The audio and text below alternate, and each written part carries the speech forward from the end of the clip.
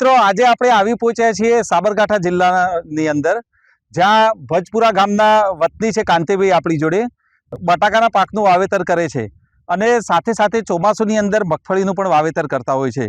તો આપણે કાંતિભાઈને આજે એમના જોડેથી જાણવાનો પ્રયત્ન કરીશું કે આ બટાકાની અંદર કોઝન ફાર્મિંગના એમને કયા કયા ખાતરો વાપરે છે. પણ એ અંદર કલ્પ કાર્બન અને એનપીકે નું મેં વપરાશ કરેલો છે. બરાબર. તો ખેડૂત મિત્રો, આની અંદર કાંતિભાઈએ બાયો એનપીકે, જે કોઝન ફાર્મિંગનું ઓર્ગેનિક એનપીકે આવે છે, અને કલ્પ કાર્બન, જેની અંદર તમામ પ્રકારના સૂક્ષ્મ તત્વો, પોષક તત્વો અને ગૌણ તત્વો આવે છે. તો કાંતિભાઈ, તમે જે તમારા ગામની અંદર ઘણા ખેડૂત મિત્રો બટાકાનું વાવેતર કરતા હોય છે, તો તમે જે બાયો એનપીકે અને કલ્પ કાર્બનનો તમારા ખેતરની અંદર ઉપયોગ કર્યો, એનાથી તમને શું વિશેષતા અલગ આ પાકની અંદર જોવા મળી રહી છે?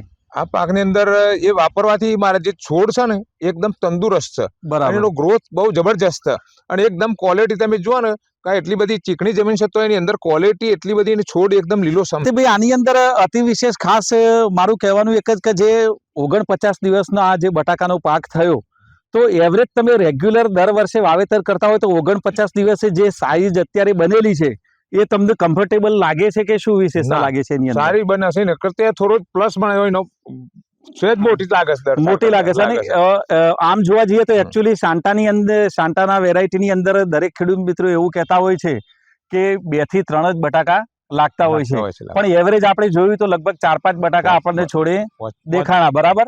તો 4-5 બટાકા જે આપણા લાગેલા છે 49 દિવસના પાકની અંદર, તો એમાં એવરેજ સાઈઝ શું જઈ રહી છે અત્યારે બધા બટાકા 5-5 ની? બધાની અત્યારે એવરેજ સાઈઝ તમે જુઓ તો 49 દિવસે મિનિમમ 50 mm ની ઉપર એવરેજ સાઈઝ જતી રહી છે. બરાબર. એટલે 50 દિવસમાં કોઈ એટલું બધું થાય ને. અને પાછું મારા હું પાણી બી લેટ આપેલું, ઉગવામાં લેટ હતી, એ પ્રમાણે ગણને તો ખરેખર સાઈઝ બહુ જબરજસ્ત બની છે. જેમ કે મારા 20 દિવસ તો બટાકા જ ઉગડ્યા છે. બરાબર. એટલે 30 દિવસની અંદર જ આટલી સાઈઝ બની છે. આ જે કોઝન ફાર્મિંગના તમે બાયો એનપીકે અને કલ્પ કાર્બનનો જે ઉપયોગ કર્યો, એનાથી તમને 100% સંતોષ છે?